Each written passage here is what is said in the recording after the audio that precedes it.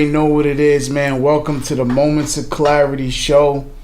It's your man, King Ace. I'm in the building with a pioneer, with a legend, the professional chiller himself. Yeah, man. I'm here, man. I'm happy to be here, man. ARLIS Michaels, man. What's good, man? Ain't much, man. I'm just working, man. If I ain't working, then I can't eat. Yo, this new era don't understand how pivotal someone like you in the Real Talk DVD was in our culture.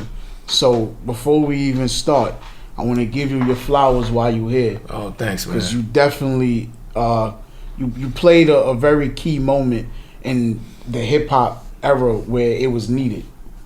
Nah, thank you, man. I just work hard, man. You know, I come from a family of just like hard workers, yo.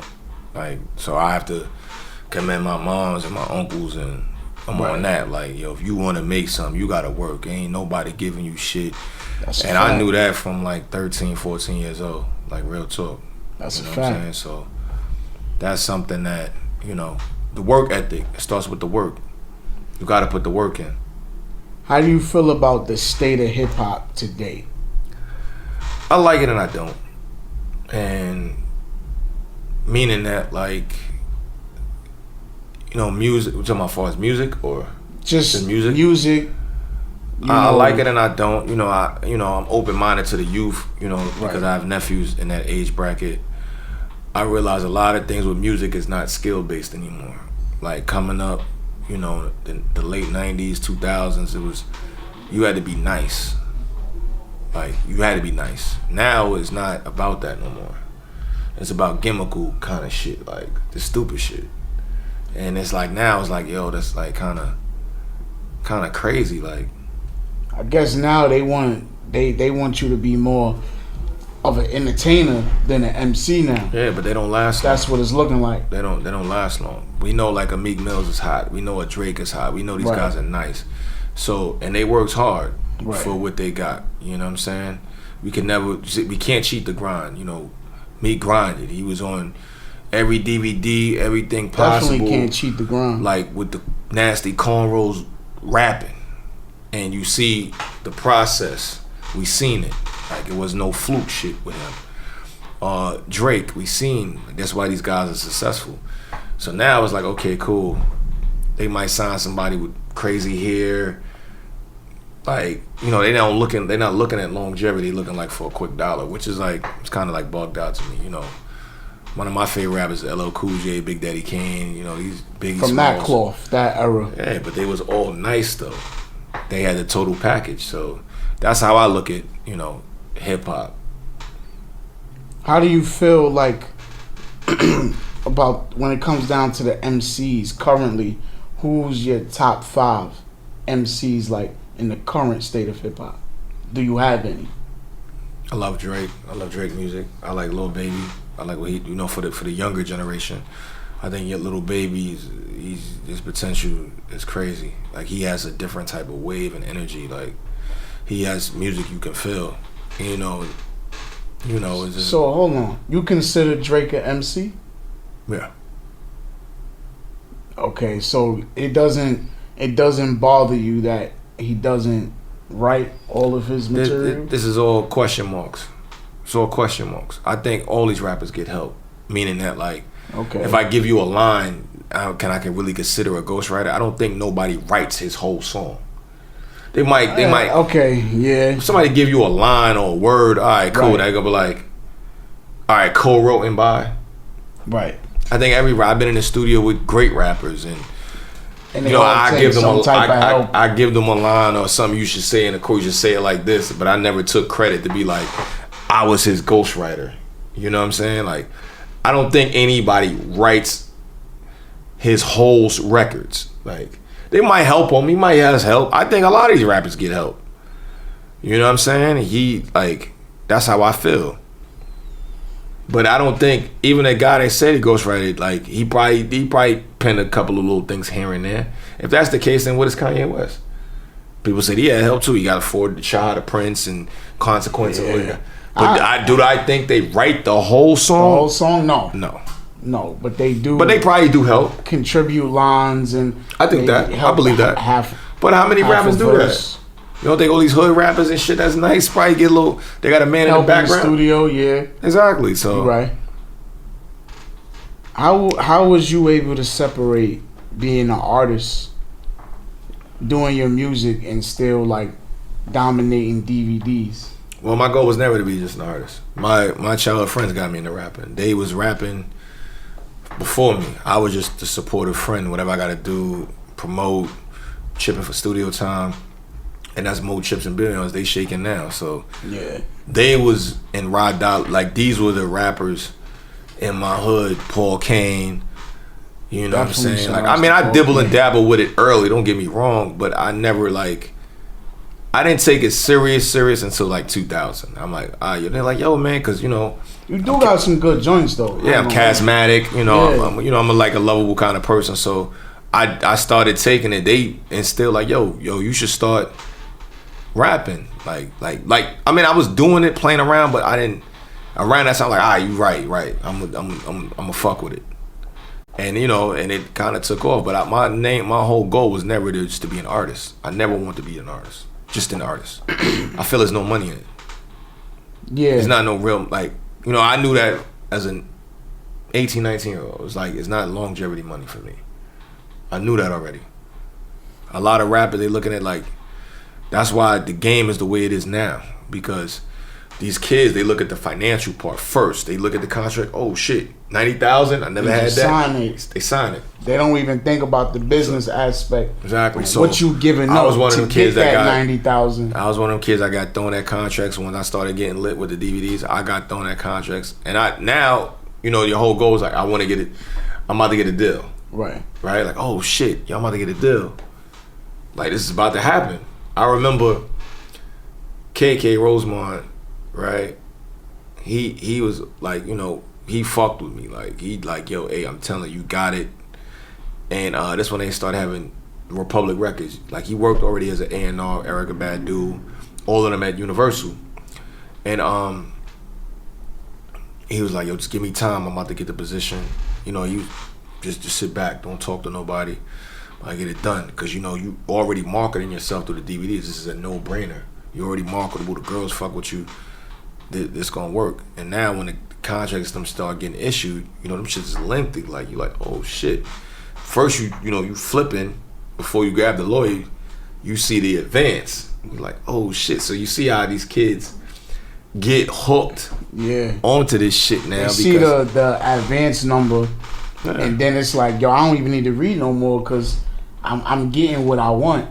But you not understanding that signing on this dotted line without thoroughly going over the contract. Bro, and you need lawyers on top of lawyers with this shit, bro. The mistakes they be making also is they using the label's lawyer. They using the company's lawyer instead of their own personal lawyer. The game is 90% business, 10% talent. And, you know, it's sad, you know what I'm saying, because a lot of people's not going to give these young kids, like, on game and this and the third, because they, you know, niggas is coming from nothing. Yeah. So niggas throw some money in your face. It's a little easier to take that. You're gonna take it. You don't realize until when you're grown now, like, yo, I don't really have no money. And it's sad because when I started doing the DVDs, and for the 5 years I did it from my first DVD came out like May 18, 2005. Yeah, I sorry to cut your blessings off, but I was a youngin' outside at that time. So I need you to really fully elaborate how the DVD and mixtape era was, because I missed that era of hip hop. I missed that too. So because you know what it is? Break that down for us right now. Once I got locked into doing music, I was already thinking entrepreneurship. So, you know, my cousin Monster Mook, he passed away, but we like, yo, we gotta figure this shit out. Like, you know, we asking questions. You know, like, we just like, yo, we wanted it. So what happened was we stumbled upon making DVDs because we couldn't get on other people's DVDs. We used to call, like, we used to call other DVDs and they would give us a price quote without even hearing our music. It was like, yo, all right, we'll put you on, give me $2,500. I'm like, damn, you didn't even hear me rap yet. I'm like, damn, like, I'm like, for that, I might as well just start. That's how, because now if we would have got on, we would have never started a DVD. Right? You know, it was just business. I'm not mad at none of them, but that's what it was. So you're saying the DVD was part of your marketing tool? Yeah, because basically. But if the other DVDs would have just put us on, we would have never started a DVD. We only started a DVD because every DVD we called, they was trying to charge us. So I'm like, damn, you ain't even hear me rap yet. How you trying to? It's like going to a car dealership, like how much you putting down, but they ain't look at your credit. You understand what I'm saying? So that's how that stumbled upon it. I'm like, yo, so I was a big fan, me and my co was a big fan of Little's DVD, right? You know, it might have not have been ranked 1, but Little's did a DVD based on him and his community, right?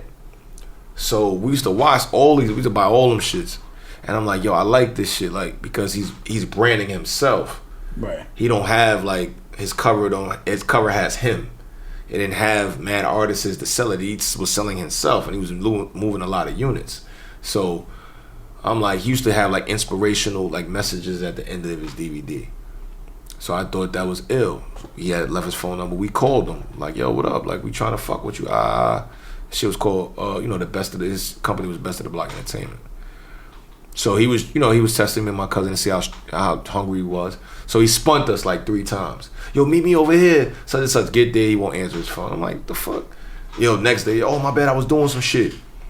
Like, then it's like, yo, all right, come over here. Then left rack, you don't answer. I'm like, yo, what the fuck?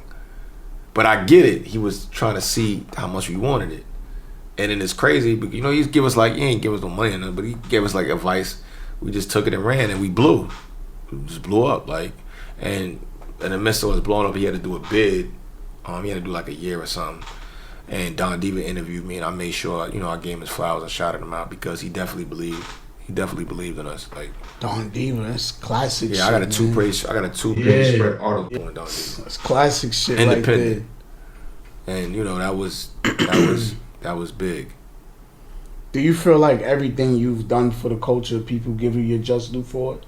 I mean, majority do, but I don't really care. I know what I can do, so I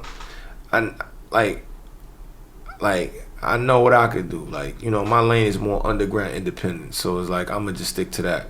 That's why I'm glad, like, to see the Griselda guys win, because that's my type of shit. Like, you know what I'm saying? So I don't really like care about the mainstream. You don't care for the like recognition. You gotta realize every major artist knows who I am.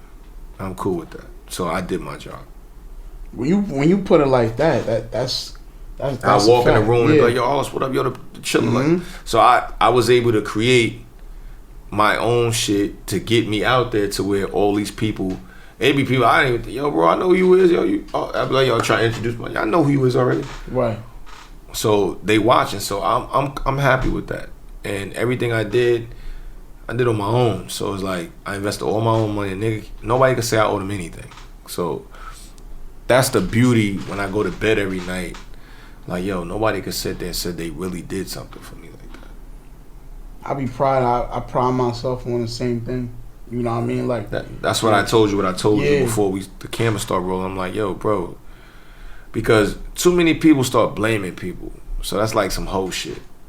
So when shit don't work, oh, he ain't this guy, didn't give me this label, ain't get me out there.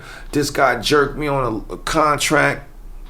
Bro, nobody put a gun in your head to sign this bullshit. So you gotta take some type of accountability for certain shit. You know what I'm saying? The older you get, the more it's time for you to start holding yourself accountability for not even just your fuck ups, but for you not progressing. Because sometimes we are our own biggest critics, and sometimes we slow ourselves down. I got my first contract at 24, right? I know I'd have been, like, if I'd have signed it, I'd have been mentally fucked up now. Because, you know, everything, you know, when you're younger, you think everything that glitters is gold. So, you know, you look at a lot of shit and people around you gravitating, thinking, and you don't really, it ain't what it is. So now you're like, life is appealing. Yeah, but you mentally, it could fuck you up mentally, right? Like, how many rappers is fucked up mentally? Yeah. How many models is fucked up mentally? Like, These are things that we have to take into consideration. You know what I'm saying? Because a lot of these people are messed up mentally. Nah, that's a lot of truth. Because one of my questions was, you've been around long enough to see the difference between, you know, the older artists, the new artists, the women MCs in the game, the older model vixens. Like how do you what's your take on like the drastic change and everything going on? You can adapt, or you could try to create something to keep yourself relevant. Like, you know, like I was known in the underground doing music. You know, it created a lot of doors for me. I always wanted to do movies and shows and stuff. I reinvented myself doing that. I mean, I'm always finding the next thing to keep you, you know. And as I said, a lot of that shit, you know, you like, cause you know I'm good friends with like Gilly the Kid, so Gilly the King, and I really watched this man literally stay relevant for 20 years. Through ups and downs, he stayed relevant, kept his confidence up, and now he's back lit more than he ever was. Like he always knew how to stay relevant. So, you know, sometimes you gotta learn off and on from people that you're around. And it's hard to do that. A lot of people don't be relevant. They be relevant for a year, relevant for 2 years. And then that's it. Call that 15 minutes of fame. Yeah, so it's like, it's just certain things that people have to realize, like, just like in life, you know what I'm saying? So if this is what you want to do, because, you know, you could be popping one day and then nobody knows you the next day. That's why a lot of these rappers go crazy, they lose their mind, they start just bugging the fuck out because they was once stars. Now they gotta deal with life being a whole different person under different circumstances. Yo, hip hop, this whole industry, movies, music, yo, it could drain you. You know what I'm saying? Like as I said, I got into it, you know, my guys, like Laylo, he was out of Roosevelt, Long Island, Mo Chips and Billions, like, you know, I'm like, you know, from that, like cloth, like these are guys that I grew with, that I see, that I feel is some of the nicest MCs ever. I'll put every dollar to have to go against anybody, like buck for buck, like song for song, like these guys is incredible. To even be on records with my, you know, even though they're my friends, but it's like to be on records with them, like, you know, like how skilled they are. I was like, yo, it made me step my shit up. Like, yo, I gotta come with it, because I already know, you know, this is God-given talent they got. Right. Like, you know what I'm saying? I might have had to really work for it, because it probably wasn't God-given talent. Like, you know what I'm saying? But there's a God-given talent.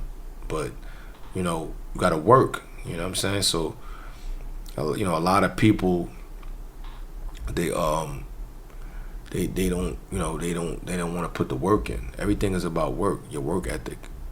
Would you say some of the people that you was working with over the years fell off? I mean, yeah, because people think it's gonna get handed to them. I just make 6 figures a year just being myself. I'm cool with that. You know why? Because nobody can control what I'm doing.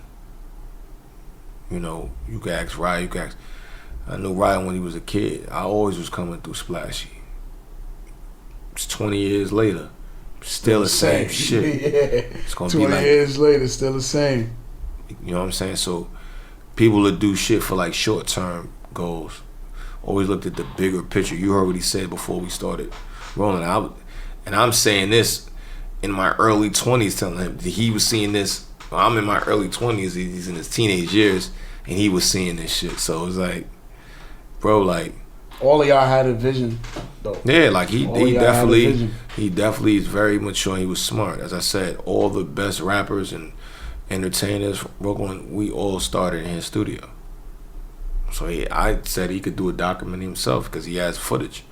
He had a camera and all that shit back then too, recording us like in a booth and all that, and just the grind process. You know what I'm saying? So looking back then and looking back now, what would be some good advice you feel like you would give the artists from back then, knowing everything you know now?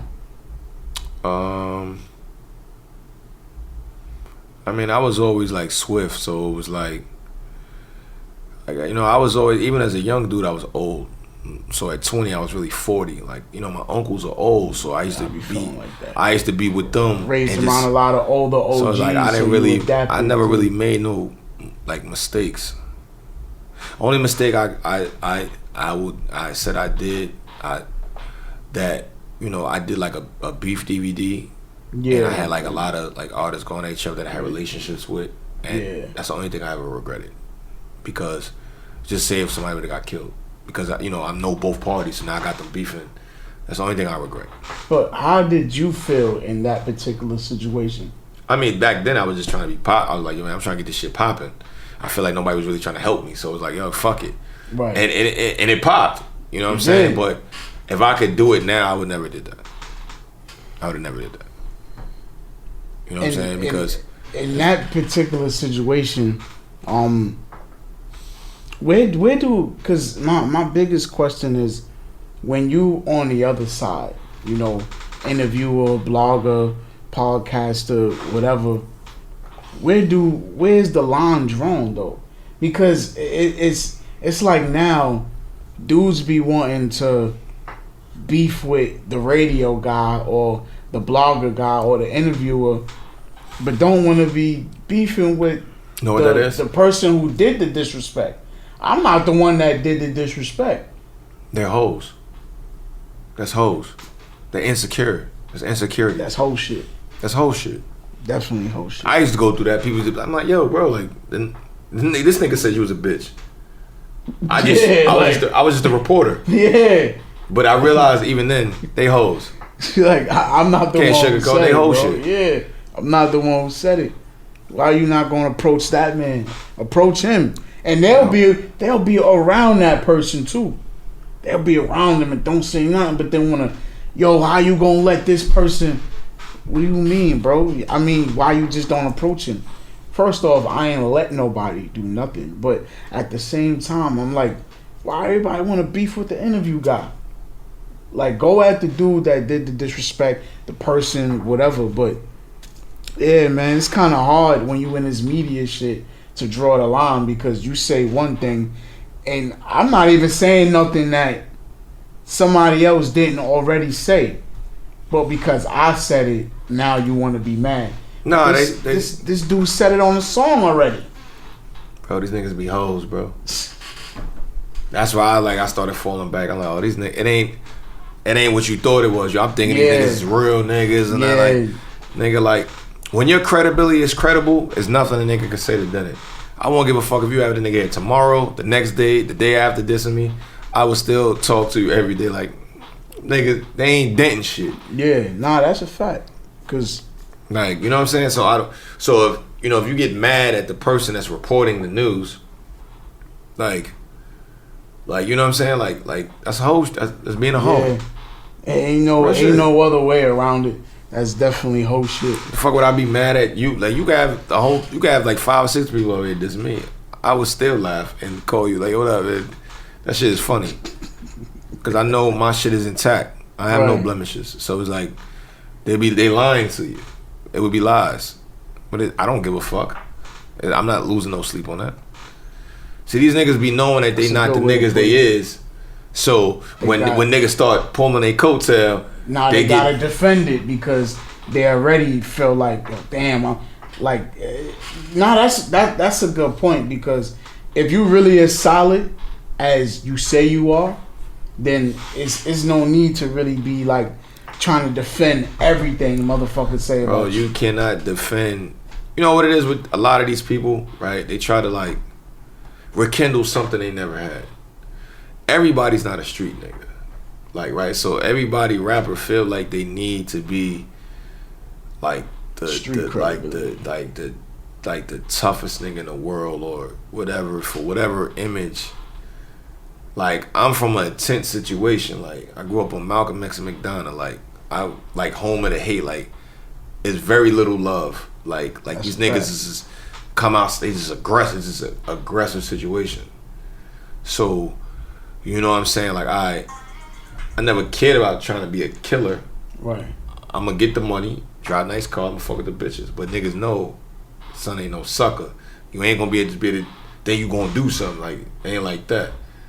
But I had, niggas around that's, they on that, right? Like they on go all day type of time. Right. So it was thoroughbred all around. Exactly. And my uncles is like, so it's like, all right, cool. I ain't into fucking, you know what I'm saying? Some niggas gonna be A1 murderer, killing ass niggas. And some niggas gonna be like, all right, cool, suave, this and that, but they ain't no chump. So just be yourself. I call myself professional. I'm smooth. That's my, for a reason. My man gave me that name, like, oh shit, my man act, God rest the dead. He's like, yo, boy, you too cool for school. You just be like chilling professionally. And I just chopped it up. He gave me that name. I'm like, oh shit, you right. But, like, these niggas don't be having no real backgrounds. They make up, you can't make up some shit that wasn't there. Niggas start making up shit when people start to go check.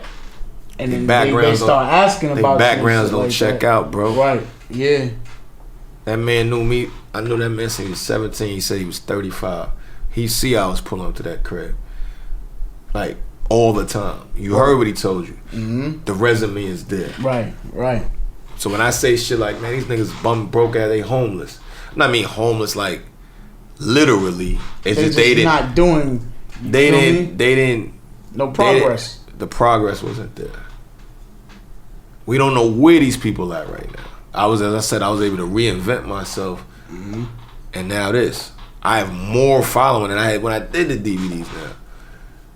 You know what I'm saying? So like, people are not smart enough to know how to, reinvent themselves.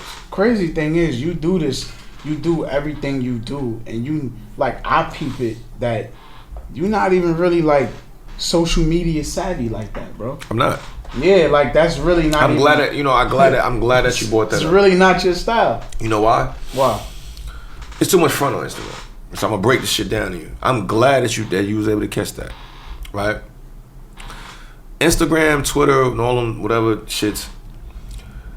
It's supposed to be a promotional tool to promote whatever you're doing. Mm-hmm. Whether you're promoting your family, you're promoting your trucking company, you're promoting your rap songs. It's too much bullshit. Like, niggas be taking pictures and shit and cribs that's not theirs. Yo, I'm living life, I'm rich. Same people might ask me to borrow $100. Like, yo, bro, like, I would never get 100,000 followers. I know this already. I might not even get 50. I got 11 or 12,000 followers. I don't know how to subdue to this era of front. I might take a picture and just say, blessed. I don't know how to get swabby with the captions. Right. Because it's like, a lot of this shit is like, it's like niggas be lying, man. So I don't really know how to, you gotta realize they got filters for the chicks.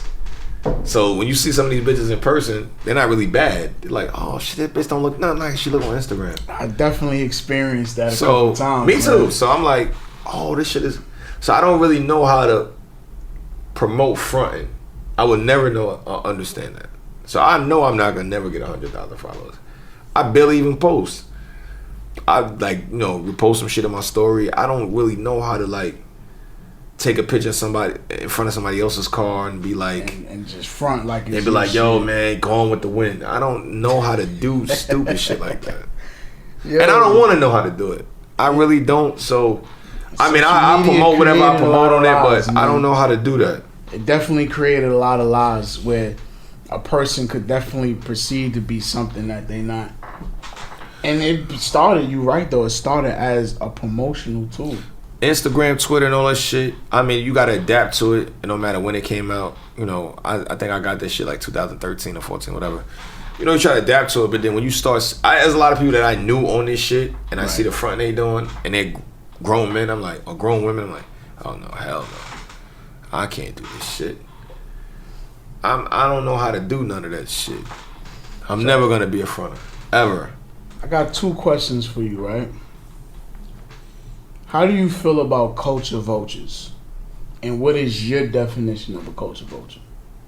Have you came across I mean, a lot of them is culture vultures. I mean, that's somebody that basically profits off something that they really don't give a fuck about. Like, they don't really care about. It's like, if you're into basketball, right? Like, all right, let me give you more of a prime example. Okay. These are certain jobs that you have to be serious about because it's not affecting you, it's affecting other people. Right. If you're a doctor, right? It's not just about the money. Like, you could be saving people's lives. So you can't be looking like, I'm getting whatever you're getting an hour, a lawyer, a teacher, like people like that, right? You have to, it's not about the money. You have to really love your craft. The money's gonna be there, but you have to love your craft because it's affecting other people. So, or basketball. So it's like a person being a trainer that don't know nothing about basketball, but they getting a lot of money off this shit. They don't really give a fuck about these kids getting better and what's the name, because it's not about the money. Like even music, see now music just became all about the money. Because everything people flash on music is just, it's money. But what about the art of it? The money's gonna come. We're gonna get the money. That's why a guy Jay-Z lasted so long, and LL Cool J and these guys are still relevant to these days. Ice-T and Ice Cube and you know what I'm saying, like, or Dr. Dre, because they wasn't getting the money in the beginning, but look, they still known to this day. Longevity. Even the young kids know who these people are. So, for as long as you've been in the game, who would you say that whose career would you say that you helped put in a better position? I ain't gonna really say help. I mean, I ain't gonna say really help, like putting, because I mostly focus on myself and my cousin, of course. But I mean, I was around for a lot of them. I was around for the 2 millies. I put his first video on my DVD when nobody knew who he was, and they weren't even 2 milli back then. I was around for the whole French Montana wave. I mean, we helped each other, of course. Definitely was, yeah. I was around for that whole. That was a like, good New York movement right there. Yeah, like I ain't gonna say like we fucked with each other. Like we helped we was promoting each other. We both wanted us to win. I was around for the whole Mano Hustle Hard movement. Pretty much everybody moved. Like Gilly, like I was around for a lot of shit. Like I ain't gonna say really like help like that, but we all was helping each other. So we all was helping each other, like try to win. So I could never take credit and say I got a person a deal or anything like that. No. That's one major thing. Ransom, definitely. I mean, I got him his first like I got him and Gilly a mixtape situation at Baby Graham. You know what I'm saying? They was so fire to me. I'm like, and these are my guys. I wanted to see everybody win. Never asked for nothing off of it or nothing. Like, yo, man, you need to fuck with these niggas is what it is. And they'll tell you that to this day. If you reach, they'll tell you that. Got both of them a check cut the same day. You know what I'm saying? I want to see everybody win. That's my whole thing. The money gonna come, man. People focus so much on money. The money gonna come, man. It's destined to come. Would you say that back then New York was more united back then than how it is now? Exactly. I think it was. Everybody was trying to help each other win, man. Everybody supporting each other, going to each other's shows. It was niggas wasn't scared to put each other on in the back then, 2000s, from I could say 2000, 2010, it was beautiful. I loved it. Like I loved it. Yeah, you know what I'm saying? Like I really loved it. Like, man, I miss it. Like that was dope. Yeah, I do. Everybody running each other, like grinding, saluting each other. It was everybody like. It wasn't a lot of fake love. Everything, all that shit fake. That's why I don't be around none of these guys. I don't be around none of these people. Yeah, it should be real fake. I just watch it on Instagram and laugh. That's all I do. It's funny, like, you know what I'm saying? But Did you ever see that? Like, have you ever seen, like, you ain't gotta name anybody, but have you ever seen someone that you personally know, like, fronting and capping on social media, and you taking a seat back, like, see, this is why I don't fuck with this shit now. I laugh about that shit all the time. Because half these people was nobody before rap. So, I know this already. They was never known. They was never fucking no bad bitches. And you could just tell their actions on Instagram. Instagram tells you a lot about somebody's character. It does. These niggas start naming the girls they fuck. That's why I slept with your wife. I slept, bro. Like my nigga, like she sucked your dick secretively, bro. Like that's supposed to be between y'all. Like, so I look at that shit as like insecurity issues with yourself, bro. Like I don't give. How you feel about shit like that? Because I don't never condone shit like that when dudes do that. Like, yeah, it's not shit. Yeah, like girl get on her knees and praise God, like yo, bro, or whatever, vice versa. Like, my nigga, that's between y'all. The doors closed. Like I ain't in all. It was done behind closed doors. So I feel like it should stay behind closed doors. But a lot of these people, as I said, they're weirdos. That's how you could tell. But that's where you made a valid point, because that's how you could tell when a motherfucker was never really like used to getting the attention and the love, the fake love, because that's what it is. But it really be the attention that motherfuckers never got so used to getting. But I never really could. That's something. You gotta realize, man. A lot of these people want to get in these games just to be popular. I've been popular my whole life. I don't care about none of that shit. I want to get these niggas want to get the money and being people. I want to get the money and get the fuck away from people. Yeah, like and just disappear. I always been at the cool table, so it's like, bro, y'all niggas trying to be that's cool my young now. boy, man. Like, I love him to death. I ain't seen that nigga in years. I haven't seen that man in years. Yeah, Ryu, man, that's my fucking. I haven't seen him in man. years. He's like a mentor to me right now. No, he's a great man. I haven't seen that man in years. Like, I don't. Like, that's what I'm trying to tell you.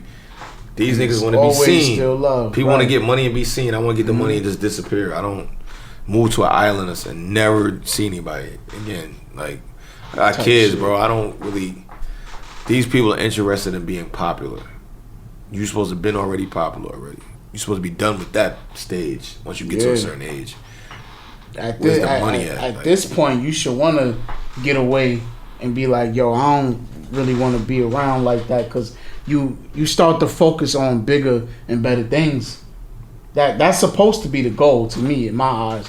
All of that, like Gilly always said, man, all that street shit, man, once you hit a certain age, if you still trying to play tough and you still trying, that's because you was never like that growing up. So now you taking advantage of an opportunity to be tough in an era where you ain't even got to be tough like that no more. I feel like a lot of dudes ain't really tough like that. I don't feel like that. Scared. Yeah, that's what it is. They not ruthless. They reckless. It's a big difference. It's a big difference from somebody that's ruthless. Somebody that's reckless, they just doing shit out of fear, and they doing it because they want clout.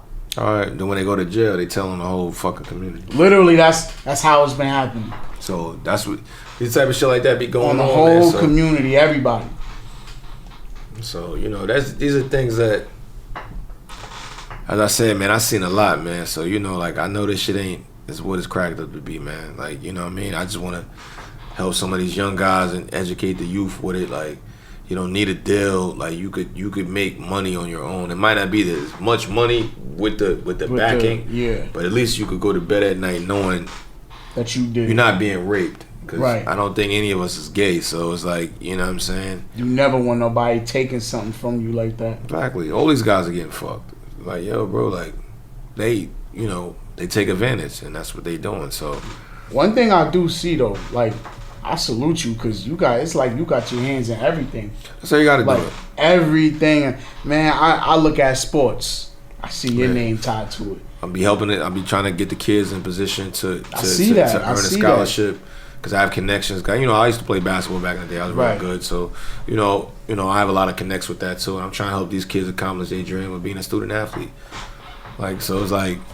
What program? You working with any programs? I'll be helping my guy Lee Michaels. He do purpose basketball. He's a trainer and a coach. He trains my sons actually.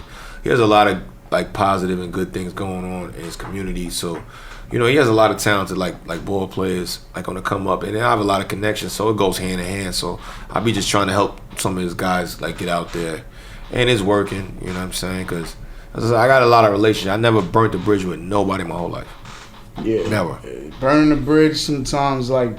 Nah, people burn bridges over $20. I never burnt the bridge with nobody, unless a person just generally just don't like me. That's the only person that would say something negative about me. People that know me, they're like, nah, that's a good nigga. Like everybody that I spoke to, when it came down to you, everybody had the same thing to say. That's good. Everybody, like, yo, he a solid dude, bro. That's all I remember. Like he's solid. But that, as I said, that comes from, see that a lot of that comes from your upbringing. Like my uncles is like very, very thorough stand up, individuals. So I was already soaking the knowledge up 14, 13, 15, just feeding on the lens. So I was emulating them, like learning. You know what I'm made saying? it a little easier. Made it a little easier. So it's like a form of cheating, you could say, because some people don't have that. Yeah. Like thorough the guidance. Exactly. So you could say it's a form of cheating. It's like a, you know, you look at like LeBron James, look at his son. Like he's getting the extra training already. that he's getting the shit that these other kids ain't gonna get. So he's around like props, right. Exactly. So you can say it's a form of cheating if you want to say that. But do you feel like it was pressure on you to Nah. fill in his shoes? Like nah. Cause I'm gonna stay in my lane. Even when the gang wave hit, no, I could have did all that shit. I chose not to. I could have did all that. All my friends are the big homies, are the Bloods, Crips, and all that shit. I didn't want to do it. I could have did it. I was like, all right, fuck it. No. And I feel like shit like that makes me stand out even more because I was always like neutral. So it was like, what if I was? Maybe I wouldn't have been unique the way I am now. I was never tied to anybody. Like these people be tied. Like, when you think of somebody, you mention somebody else's name. I never was tied to nobody. Even in rap, I was never tied to a big rapper. I know all them guys, but I was never tied to anybody. And that is why like all she be fucking with Jay and them. Like he's gotta relate. I was never tied to anybody. But that right there is the reason why nobody could never put your name next to some sucker shit because you always stayed true to who you were from day one. And yo, I from encourage the 2000s all the way to now. Bro, that's why I encourage people to this day. Like, you know, just stay true to yourself, man. Like, you know, I realize a lot of people's situations, they really don't have anything.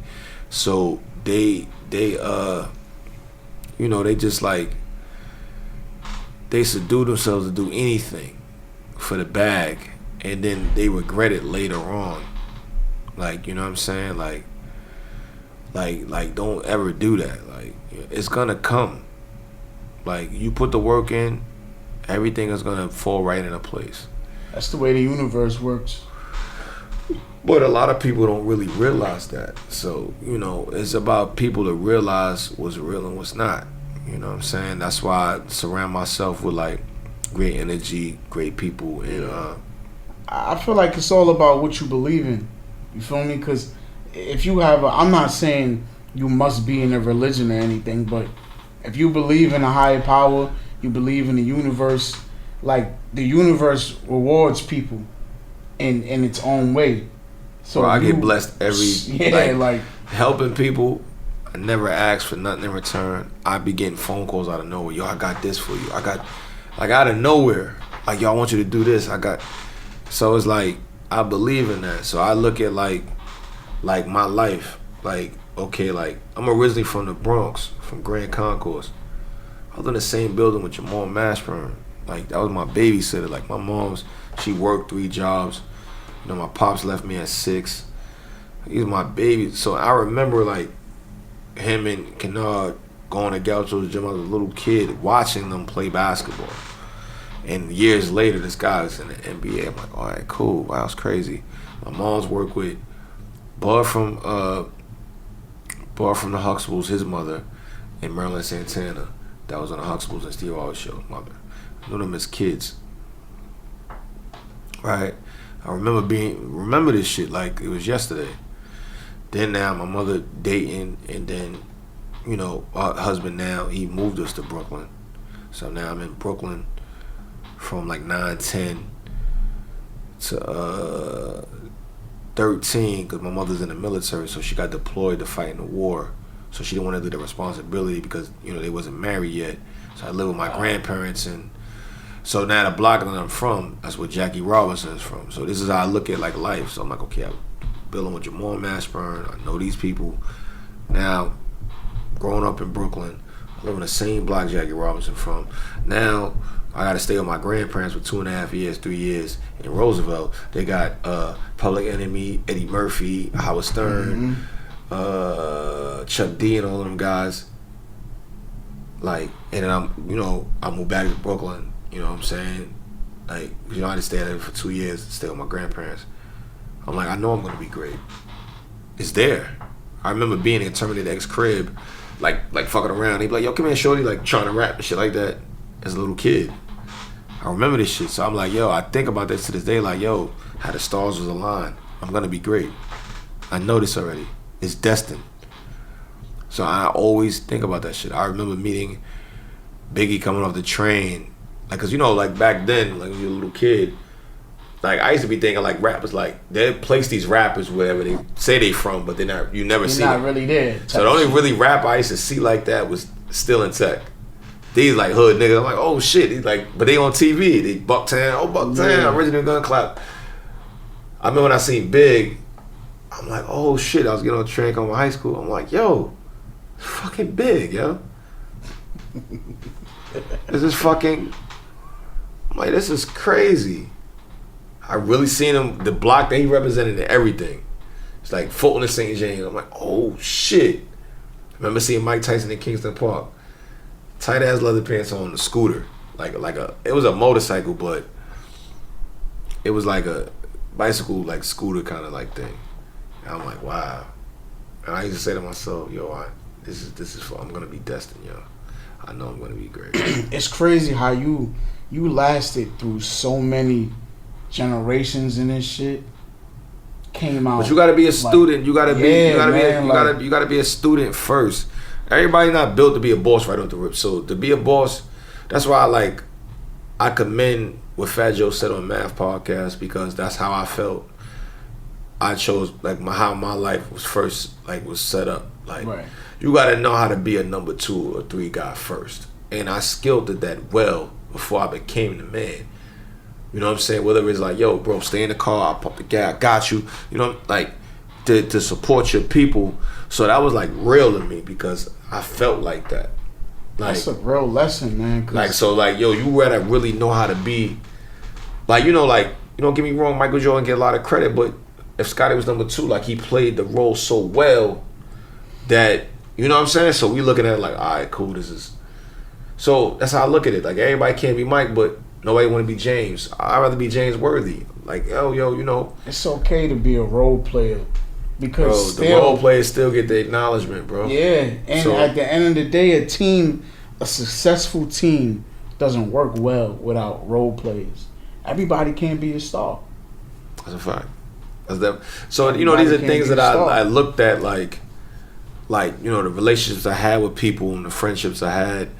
And I'm because even when I wanted to get into music, I always felt, my guys' chips and bills was the meal ticket. Right. So whatever, I'm gonna play whatever role. These are my niggas. And these niggas is hot. They fire. These niggas is incredible to me. They fire. And they're like, yo, bro, you could do this too. And I'm like, yo, I don't want a kid was yo, we gotta do this. I gotta set up a show. Whatever it is. It's gonna get done. But you gotta play these roles so well. Then later on, because there was so much talent. My cousin Dice Coletti, he was fucking with Jay-Z and them for a minute. He was partners with Bristol. So I was around a lot of that shit. Early, being in the crib, listening to these niggas rap for hours. And being amazed by the wordplay. And when Jazzo moved to Marcy, moved from Marcy, he was living on McDonough too. So sit on his stoop and talk to him and yo, shit. Seeing him in videos and he always show wild love. Yo, have you ever met Big L? No, I never met him personally, but I was always a fan. Never met him personally, but I knew people that knew him. I was always a fan. He was fire. Because the names you naming right now, that's what I'm saying. This is why I get mad. Because I be they legendary people within our culture. Legendary people within our culture. And it's for you to be able to be around them and soak all that information and then use it, and not even use it in a good way, to where you in a better position now, to where you can now spread knowledge as well. That's a dope thing, man. Yeah, these are things that you start to think about, it's time go on, it's about that, educating and just doing certain shit, you know what I'm saying. Let me ask you 2 questions, right? What's your definition of a legend? What do you consider a legend? Impact. It's what your impact is in whatever you do. So, people use that word loosely. Definitely do. I'm not into really talking about myself. When people tell me certain things, this is how you gotta go about it. So if you be I was inspired by this guy, like, you know, he like looking like Wu-Tang. I think Drake is, you know, he's nice, he's big. He made some shit Wu-Tang forever. So that means he was inspired by Wu-Tang. So the generation now, like, oh shit, well, you know, they might know Memphis as an actor. They might not know his music. You know what I'm saying? Like, but he acknowledges that. So even on the underground level, and you be like, yo, bro, you legendary. Cool. I know this. It might be in my what I do. Cool, because I know I inspired many. And people told me this when they seen me, yo, I wanted to do this because I seen your DVD, or I seen this, I seen that. Smack is legendary. Like, he knew how to reinvent himself. He don't do DVDs. He does battles. He treat these battles like they're boxing. These niggas get purses. Yeah. They get all of that shit. So how he's not legendary? Nigga, Drake, all these niggas gravitate and they come to the battles and all that shit. He put a platform together to where these big ass artists know these battle rappers. Yeah. So you have to look at shit like that. You know, like Loda Luck's my little cousin. So it's like, I know, like, oh shit. When he sat there and said, yo, you gonna get this work. Jay-Z tweeted that. That was on Smack's platform. So he's definitely a legend. Definitely, yeah. That's big. I mean, even though he always been, you know, nice with the battle rapping and shit, but that's big. You know what I'm saying? Like, so, you know, I look at like things like that to be like, oh shit. Like, this is crazy. You know what I'm saying? Like, me myself, I tell people all the time, I don't give a fuck about because you know be out there. I consider you a legend because when I was a youngin, I grew up in that era with the Real Talk DVD, Dat Piff and everything. And you know what's crazy? The guy that owned Dat Piff at the time, he was a kid that owned that shit. Like, he created that shit. He was a teenager. And I never forget when I was talking to one of my mentors, Chuck Wilson, he wanted to buy it. He had $1.5 million on the table to buy that shit. I'm like, man, I can get that shit sold for you. That's my man. He fuck with me.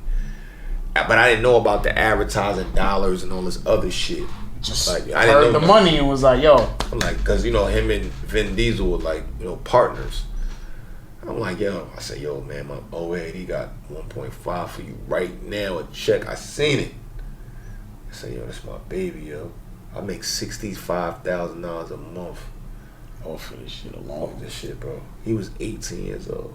And as I said, I knew nothing about the internet like that. I'm like, damn, why you make like, bro, this is I created this is my baby. And I felt him. Which was like crazy. Like, he made 60. I'm like, wow. But you know, these kids be so smart. Up till the day, do you feel like he made a good decision or not? Yes. Right. Then, you know, you sometimes be a little thirsty for the bread because you go 1.5 million. Like, yo, because I'm looking at you, go always create something else. But he was so smart, he knew that this was a gold mine. Exactly. And, you know, and that's real. And I remember that shit. Like, it was yesterday. I'm like, wow, he really told me. Because he used to buy DVDs for me, put it on the site and sell them. And he told me, like, yo, no.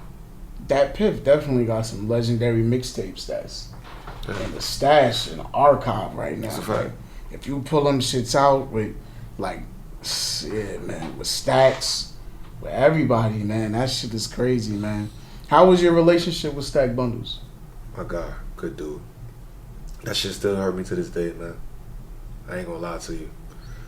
Great individual, great conversation.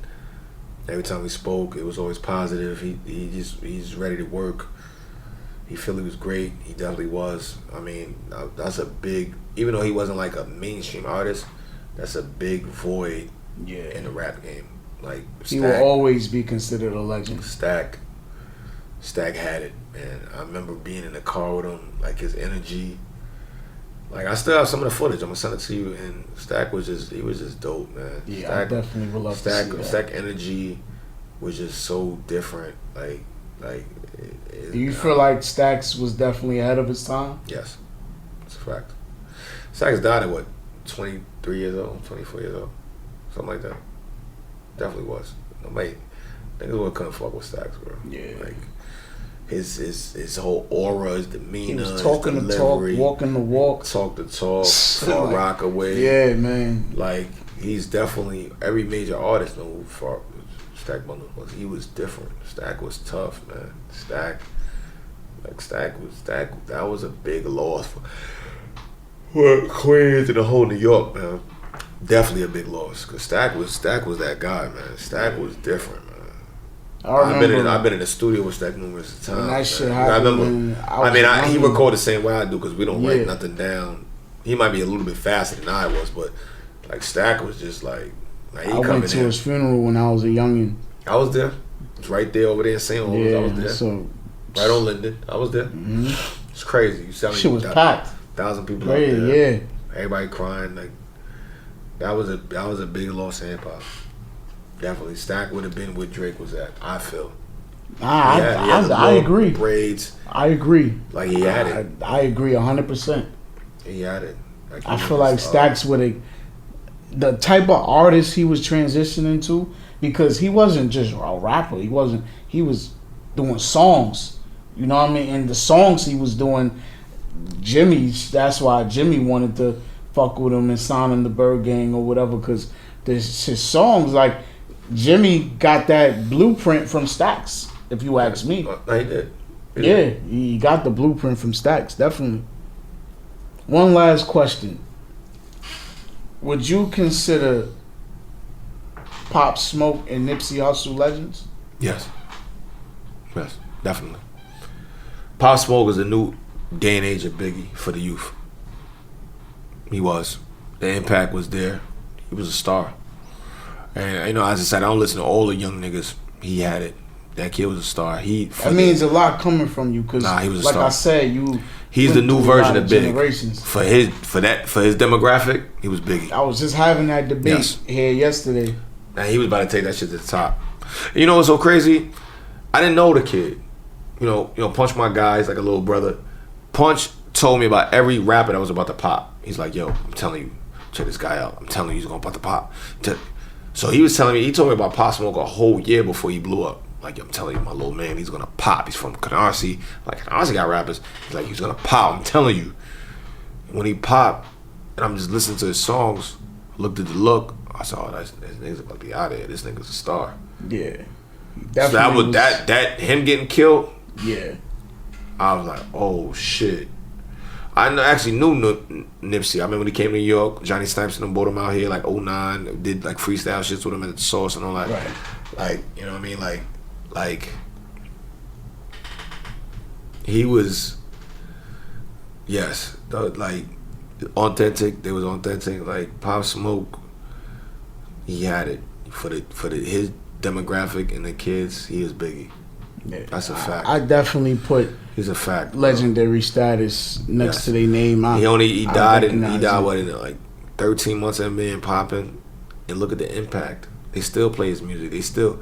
Pop Smoke had great like he was dope, man. I fucked with him. Dior, I played all that shit. I got my car, my BMW. I'm like, this kid has got it. Like he had it, yo.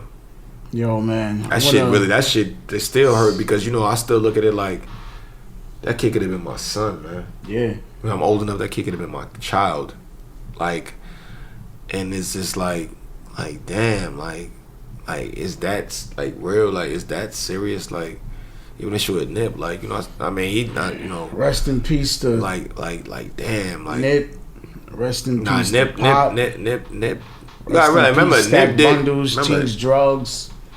Chinks had it too. Chinks had this shit in a frenzy. So and he was at his peak too. Nah, Chinks is nice. He's a good songwriter. Go back in the JFK. That album is classic. He's a good songwriter. He's talented. Yeah. So when you know what's so crazy? I'm gonna tell you shit. I remember being in the studio. Chinks was locked up. Right. I knew who he was, but I didn't know him personally. And Stack told me, yo, I said, yo, bro, you're a star. He said, yo, bro, I'm gonna be honest with you. The real star is Chinks drugs. When you meet him, he's the guy. Like, he's really, like, and I thought Stax was everything. He's like, yo, bro, the real star is Chinks. Watch when he come home. And actually, like, when he came home, like, now I think Stack was already dead. Got killed at that time. And I've been around him a little bit. I actually got a song with him And I'm like, yeah, nah, this kid is a star. But he told me, like, yo, you feeling me, like, like, yo, Chinks this the got it real too. star is, Right. you know what I mean? Like, you know, and it's just crazy, like. History, man. It's real good history. Yo, I want to appreciate you for pulling up, man. This is definitely iconic for me. It's all love, my brother. We gonna get right, man. Moments of Clarity, man. King Ace Network, man. King Ace, man. Moments You of Clarity. You already know what it is. All right.